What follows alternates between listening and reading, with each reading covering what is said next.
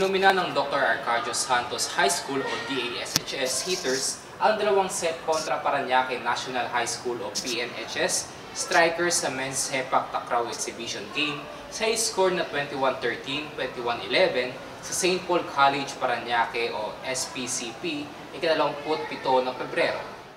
Sumandal ang Heaters kay Muhammad Farhan Amran matapos magrehistro ng 11 service aces na dahilan upang maselyuhan ang panalo.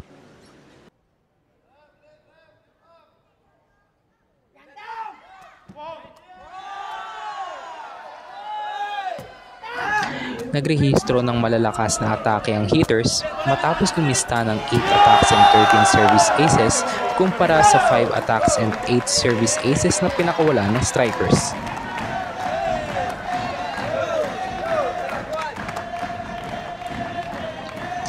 At ito ang Sports Balita.